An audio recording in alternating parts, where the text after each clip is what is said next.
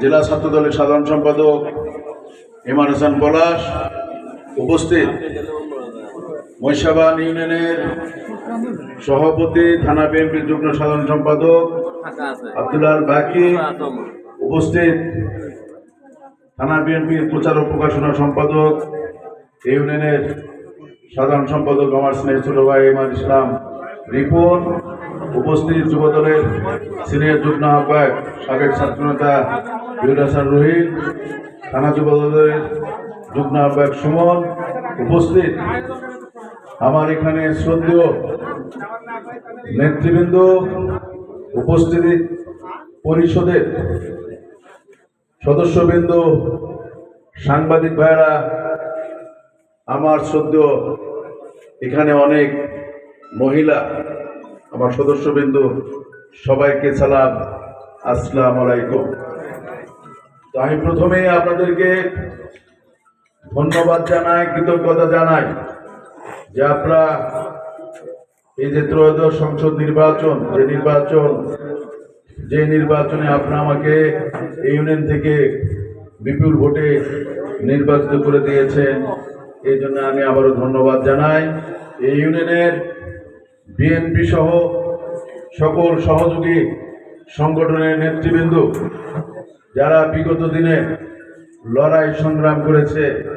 মামলা হামলা, জেল জুলুম, নির্যাতন, যারা অংশগ্রহণ করেছে এবং যারা জেলে গিয়েছে, তাদের প্রতি আমার কৃতজ্ঞতা। আজকে আমি এখানে এই পরিষদে আজকে নতুন আমি আসি নাই, আমি থানা বিএনপি সাধারণ সম্পাদক হিসেবে, উপজেলা চেয়ারম্যান হিসেবে, থানা বিএনপির প্রেসিডেন্ট হিসেবে অনেকবার এখানে এসেছি। তো আমাকে দল থেকে মনোনয়ন দিয়েছিল আল্লাহর অশেষ রহমতে, এবং আমাদের মাননীয় প্রধানমন্ত্রী তারেক রহমানের প্রতি আমার কৃতজ্ঞতা জানিয়ে আমি আপনাদেরকে আশ্বস্ত করতে চাই যে বিগত 17 বৎসর এই গাবতলীতে, শুধু এই মহিষাবান না, গাবতলীতে কোনো উন্নয়ন হয় নাই। বিগত 5ই আগস্টের পর আপনারা যে উন্নয়ন দেখছেন, সেই উন্নয়ন আমরাই বিভিন্নভাবে তদবির করে আমরা এই উন্নয়নগুলো ইনশাল্লাহ এলাকার জন্য আমরা নিয়ে এসেছি। যেহেতু আপনারা আমাকে সর্বোচ্চ ভোট দিয়েছে, সেই ভোটের জন্য আমি কাঙ্ক্ষিত আপনাদেরকে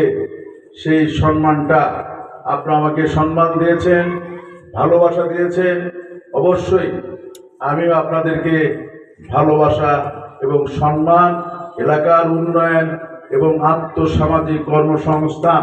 সেগুলো যেন আপনাদের পাশে করতে পারি। আর বিশেষ করে এলাকার যারা সনাতন ভাই বোনেরা আছে, তারা কিন্তু আমাদেরকে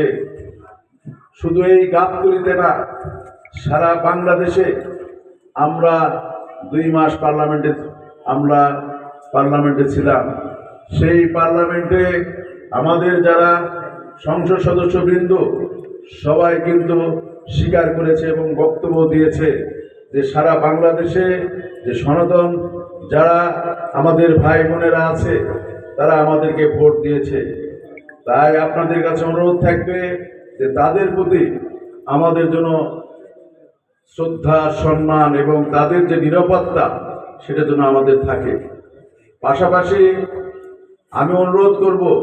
যে আপনারা মাননীয় প্রধানমন্ত্রী